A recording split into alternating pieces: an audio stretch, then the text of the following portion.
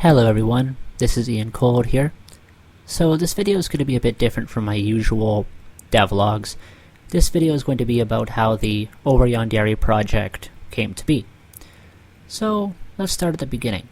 Yandere started out as an idea on my notepad. It was originally going to be about going to school, finding out your rival's weakness, and getting rid of them with that weakness. So, basic Yandere idea. So, the weakness was originally going to be one of a few fixed things. So maybe a fear of spiders, a deathly allergy to peanuts, or maybe some nasty thing you can blackmail them about. And then you were going to go to a pet store, a stationery store, or a grocery, or a cafe, thing like that, to get the thing that was their weakness and get rid of them once you figured that out. Now, I liked this idea, so I brought this idea to one of my friends because we were both into code and I felt, this is something we could work on together. We were both pretty into anime, so the idea of a Yandere game didn't really scare them either. And my friend had a few suggestions. For instance, they said, well, what if we expand things by, talking to friends or other people in locations in the school? Maybe a certain person is only in a certain place at the school at a certain time. You gotta go there to talk to them, when they're alone for something like that. And try and focus the game more on manipulating people, gaining and losing favor, things like that, to find things out and get what you want. I like that idea, and so we ended up kind of incorporating that. But I still felt something was missing. I felt the game was a bit too short. For instance, you just go to school, you ask around, and then you go get the weakness and you get rid of them. That felt a little too thin. And my friend said, well, what if we have, a pixel art section, a pixel art kind of free open area, free roam, where you can, do other things to maybe influence the game, but really just add more to the game so it's not just the same thing all the time, the same fixed thing, and there's things to explore. Now, why pixel art when the main game was probably going to be anime style? Well, they knew pixel art and could do it pretty well, so that was part of it. We were going to try and use their pixel art for that part of the game to, maybe save costs from having to get someone to do it for us. And so that's how we kind of started. We had the school section, and then we had the pixel art section. Now, as we developed the game, we tried to make it a little broader. So instead of just focusing on the rival, what if, you could win the game by, winning over your crush, or a few other things. So that's kind of how the multifaceted nature of the endings came to be, and how there's now 13 in total, and only two or three involve the rival. So we started building this game with the Godot game engine just because that's what I had been messing around with on my own for a while with some other smaller game projects, and I'd already started working on the game a little bit, a few weeks before I brought my friend into things. Now my friend knew Unity and they were starting to learn Godot, so we tried not to push things too far too fast, but they were still able to get a lot done, even, being new to the engine. So my friend contributed the visual novel scrolling text. They helped me out with doing some dialogue, and they also made the pixel art for the free roam character. So with that, I felt things were going well. We were working together and getting things done, and once the dialogue was all set up, we were starting to look towards the free roam to expand the game. And then things changed. Life got busy for both of us at about the same time, but at that point, I never heard from my friend again. The last time I heard from them, in person or virtually, was when they made a pun about the game going to their car. Their car was, just over yonder. And that was it. That was the last I heard of them. And I was a little upset at the time because they weren't just my partner for this game, they were my best friend. You know, we were both really into anime at the time, we were both kind of in the same boat, and we even both had the same childhood pretty much with Bakugan Battle Brawlers. Yeah, I'm really showing my age with that. And I was really desperate to contact them, not just about the game, but just in general. I even tried messaging them through LinkedIn, that's how desperate I was. But I haven't been able to contact them.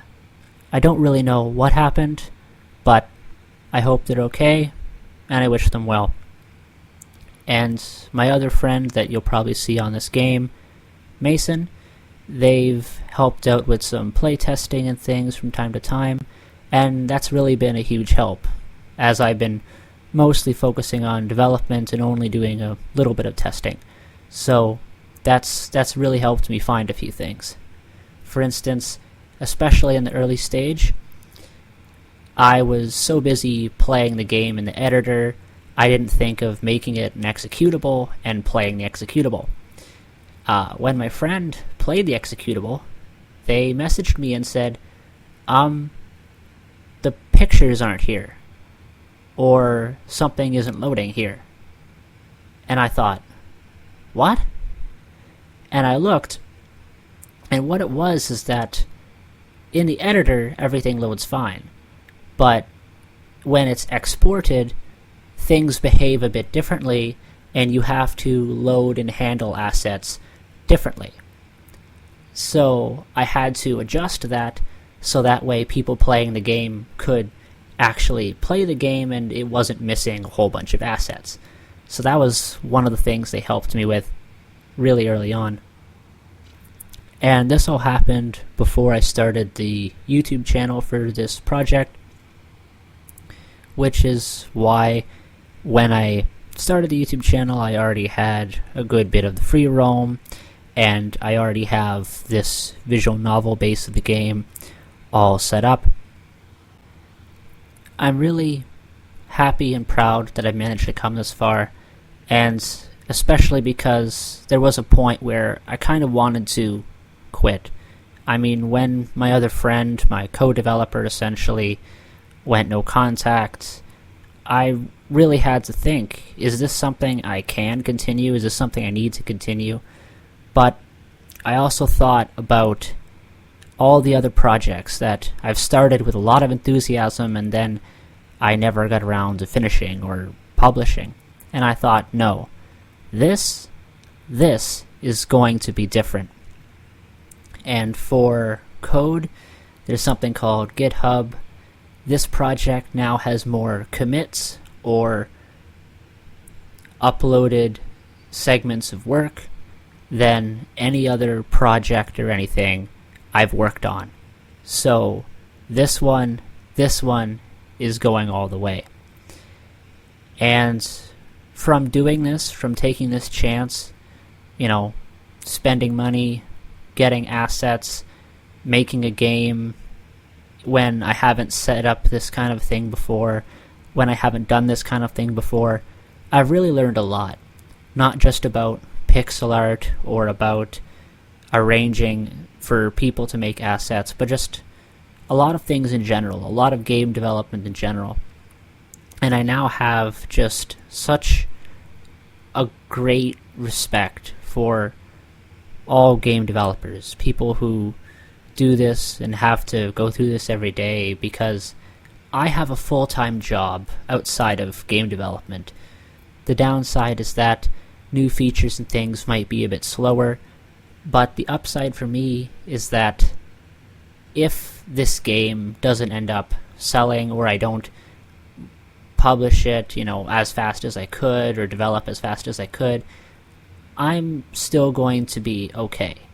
As opposed to some people who do this professionally, and if their game sells well, they get to eat, and if it doesn't, they can't make rent. I have a lot of respect for people who do that, but I don't really think that that's for me at this time. But I've still just learned so much by just taking this chance, Oh, my pixel art skills aren't perfect, my art skills aren't perfect, my code isn't perfect, but I'm doing it, I'm taking a chance, and doing this, getting better at this, I've really just learned so much, and it's been a great experience, especially with the support I've received so far. And I don't know if anyone is going to buy this game when it's released. I don't know if anyone's going to like this game, but I'm going to do this, and I'm already proud of what I've achieved. And I've learned a lot from this game. I've made a lot of other games before, but to see this game truly come to life with the assets and the dialogue and, the free roam, things to do, it really feels like a game, something that I could play and enjoy, or I would play and enjoy if it was made by someone else, not just, I've made this little prototype, look, you can click on these buttons, isn't that fun? But, it doesn't really feel like anything, it doesn't come alive. This is the first project I've worked on that I really feel it's coming alive. It's an experience. It's not just something you can do, you can finish, but it's an experience that you can actually enjoy. And the assets are a big part of that. Realizing that, there are things that I can't do, or I can't do great, like art, and relying on other people for that isn't a bad thing. It can be a good thing, and it can help make the experience of the game that much better and amazing. I'm not ashamed at all to say I'm working with some very talented artists, and I definitely could not do this kind of anime art myself. I'm somewhat able to do the code myself, and that's pretty great, but there are things I can't do, and essentially asking for help isn't a bad thing. So this project has really helped me grow and find out, sometimes when you take a chance, it just might be worth it. And as we get closer to launch, I can feel it. I can feel the culmination of everything we've been working on. And I just like to say thank you to everyone who's been supporting me so far with YouTube comments, with, just viewing the page on HIO, really just anything. I'd like to say thank you, and I will see this through to launch. And I know Over Yandere will be a success, no matter what the statistics on my HIO dashboard say, because it's already a success for what I've done, for how I've learned and figured things out. It's amazing. And I hope that you will all stick around with me, put up with me, and see this through to launch like I will. Until next time, I'm Ian Cold. Thank you for watching.